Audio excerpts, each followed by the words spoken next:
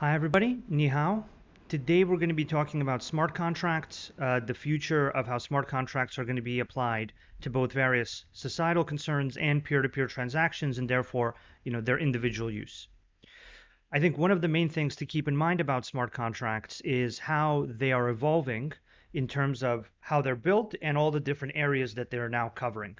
So while smart contracts might have started out as a single piece of code on a single blockchain, they quickly evolved, and the definition of what a smart contract is evolved to include many pieces of code on a single chain. So you might have had a tokenization contract as the first smart contract, and then you had multi-sig to secure the contract, and then you had voting contracts to vote on things to do with the tokenization contract. And so this is the architecture that initially defined a smart contract.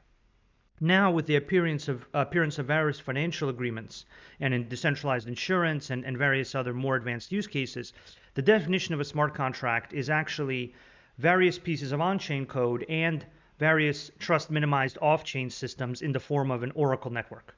And it's these Oracle networks that we focus on and that we provide in the hundreds and soon going into the thousands, providing various validated off-chain data to start, but now actually the expansion has gone on to include various trust minimized off-chain computations as well.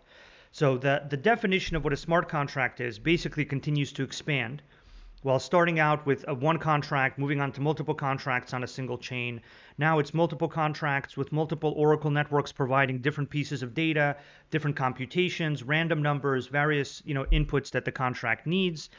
And where we see it going is a continual expansion in both the amount of individual contracts that interact and the amount of off-chain decentralized Oracle networks that provide the various services that smart contracts need to do something useful. We actually see the smart contract definition evolving to include various contracts on various chains, all using various Oracle networks for different types of data, compute, random numbers, and so on. So the definition of a smart contract continues to evolve, and as the scope of what people can compose into a smart contract widens, so does the scope of what smart contracts can do in society and for peer-to-peer transactions. Basically, you start to see more financial products and services. You start to see more insurance. You start to see more decentralized fraud-proof gaming. You start to see a number of various guaranteed, cryptographically guaranteed agreements coming out of these more advanced hybrid smart contract architectures. And that's really our goal. Our goal is to take the hybrid smart contract architecture and bring it into reality through the provision of all the off-chain services, whether that's validated data, trust minimized off-chain compute for DevOps, for random number generation, or even the cross-chain connectivity that's needed to make more advanced smart contracts across many different chains. And this is actually a mimicking of what you see in web world. So in web world, you see many people building advanced web applications out of hundreds of services, right? So there's a ton of different individual services that were built inside an organization, and then there are a ton of different external services to do payments, to do transmissions of messages, to do any number of things. And that's actually what makes the most advanced value creating web applications. And that's where our industry needs to graduate to. It needs to graduate to a very rapidly iterating service-oriented architecture-based composition of many different services, some on-chain and some off-chain. And it's this universe of off-chain services that we are continually providing. And that extends from the validation of data to make that reliable enough to be used in a smart contract to various off-chain computations that smart contracts can't do on their own and need a trust-minimized off-chain computational resource such as Oracle network to do for them. Now we're heavily focused and moving on to adding cross-chain validation, cross-chain messages, and cross-chain movements so that you can actually build not only data-enriched smart contracts, not only smart contracts with various levels of computation that a blockchain doesn't give you and an Oracle network can give you, and therefore combined with a blockchain allows more advanced hybrid smart contracts, but actually the ability to build smart contracts that are a collection of different services and collection of different pieces of smart contract code across many different chains. So for example, you might want to launch an application that many people from many different chains could use or interface with or send value to. And at the same time, you still want to run the application on a certain core chain for various, scalability or security or whatever other trust assumption reasons. So you should be able to do that. You should be able to not only write your core code and run it where you want to run it, but you should be able to access all the data you need, access all the computations you need that aren't on a blockchain and are still trust minimized and therefore useful for a smart contract. And you should be able to access all the other contracts on other chains and get the benefit of using those, or launch an extension of your smart contract on those other chains in a very efficient, kind of cohesive, service-oriented way. And this is where we see the next stage of this industry going, starting with the provision of data, giving rise to financial contracts, the combination of advanced on-chain data with trust-minimized off-chain compute capabilities that go beyond what a blockchain does and is combined with a blockchain state, and now cross-chain smart contracts. So that's kind of the progression that we're moving along and we're very involved in. The next part of this progression is the enterprise and institutional adoption of blockchains, which is rapidly happening for a collection of different reasons. Some of those reasons are the efficiency of blockchains and smart contracts. Some of those reasons are competition. Some of those reasons are user demand and users demanding cryptographically guaranteed agreements from institutions and enterprises. Generally speaking, as we integrate with hundreds of different chains, and we are integrated with the most chains of any protocol that I know of. As we integrate with hundreds of these chains, we basically create an abstraction layer that is an interface for using all blockchains from an enterprise, right? So an enterprise and an institution, whether it's a government institution or whether it's a private institution, they really don't want to learn all the different chains. And if they're a multinational enterprise and they need to interface with many different other enterprises all over the world, they're going to need to interface with many different chains, because in different parts of the world and in even different industries, there will be different chains. There will be different chains implemented to do different things, whether that's derivatives or equities or global trade or gaming or ad networks.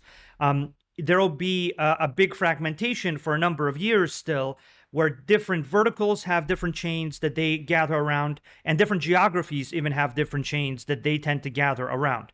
But in enterprises and institutions will need to interface with all of these environments. And because we launch all of these services on these environments, because we launch all of these data-related Oracle networks, these compute-related Oracle networks, we have basically amassed a number of integrations. And those live integrations that secure tens of billions of dollars in value today and power the majority of the financial contracts on many different chains and the majority of, the various even gaming implementations on many different chains. Those integrations are time-tested and proven, and they're hardened through collaboration with actually the core developers of those chains, because the core developers of those chains would like those services in their ecosystem. So the maintenance of a Chainlink integration into a chain is actually quite useful for the target blockchain, because it allows them to have many different decentralized services that their developer ecosystem needs, and the developer ecosystem of a chain is actually, the real measure of that chain at this point in the blockchain industry's evolution. So as we continually launch and provide hundreds and thousands of these decentralized Oracle network trust minimized services that power all of these different smart contracts, we also accrue a greater amount of integrated chains that are hardened and maintained by a collection of developers that not only use those integrations, but also even the core development team of those chains that needs those integrations to be properly maintained for all the key services that their ecosystem is getting. And this creates a kind of focal point through which all transactions and all commands from enterprise backends can flow. And this really benefits everybody. It benefits the blockchains because they now have an efficient mechanism to get a large flow of commands and enterprise events. And the enterprises benefit because they don't want to learn 10 or 15 blockchains every quarter. They just want to conduct transactions in the environment that their counterparty would like to conduct those transactions in with them. And so the creation of a single abstraction layer to facilitate that interaction is quite, in my opinion, obvious and very needed, and it's becoming even more needed as we're seeing with our interactions with banking users and insurance users and global trade and trade finance users. There is definitely starting to be a realization that it's going to be a multi-chain world. If you're a multinational enterprise, you're going to need to interface with many different chains efficiently. And this is kind of the really big technical hurdle for enterprises because of the security and the complexity of blockchains. And that level of complexity is what they traditionally apply an abstraction layer to, right? So APIs are an abstraction layer. A number of other resources that allow people to use various computing systems are really abstraction layers. And so that's really the second thing that's being built alongside the provision of all these decentralized Oracle network-powered services. CCIP is kind of a lot of the culmination of some of this work, where we are defining a global standard for how to message across different chains.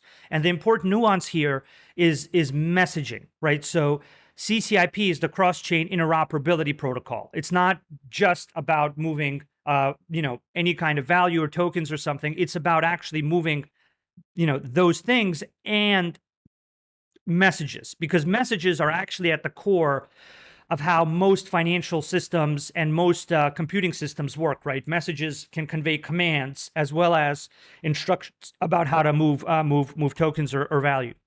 Generally speaking, CCIP is a collaboration between us and some of the top kind of development teams in the blockchain industry in both, various financial smart contract verticals and various even CeFi institutions that power a lot of what's going on with blockchains today, and various other initiatives that want to move a substantial amount of tokens and a substantial amount of commands and instructions across different chains.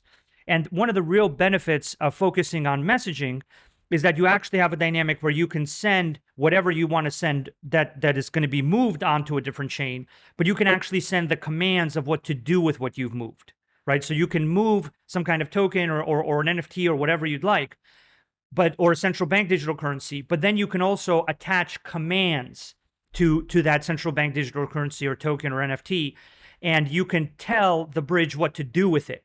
And this is only possible when you have the abstraction layer level of messaging. And so the same security that is powering tens of billions of dollars for trust minimized data delivery, trust minimized compute for randomness for keepers, this same level of trust assumptions and guarantees is also useful for creating cross-chain movements and cross-chain commands. So CCIP is something we're very heavily kind of focusing on. And this is, again, going to solve that key problem of, hey, how do I, as an enterprise, use many different chains? And the fundamental answer, once again, is an abstraction layer. And this abstraction layer is initially seeded by our provision of services, and now it's evolving into a global standard for messaging about how to interface with various blockchains in an efficient, reliable, secure way, so that enterprises don't need to learn 50 chains. They don't even need a wallet on those 50 chains. They can just send commands into an abstraction layer, a framework, and that abstraction layer and framework can provide them the security, the access control, and in many cases, even the consensus needed to guarantee that those commands are going to be executed on a target chain. The target chain's state of a smart contract is going to be monitored, and then there's going to be a return of what's going on back into their system. So they can continue to use their system, their APIs, their existing messaging systems and standards. There's just another layer, another abstraction layer, which is really very common in how systems are built these days. Generally speaking, I think this actually also extends to central bank digital currencies if those central bank digital currencies become blockchain-based. So as more things become blockchain-based, the abstraction layer becomes increasingly useful in that it allows the interface with all of those systems. Various blockchains for financial instruments, various blockchains for trade finance, various blockchains for gaming, various blockchains for central bank digital currency transactions. From the point of view of the abstraction layer, that's basically all events and messages, just on different topics.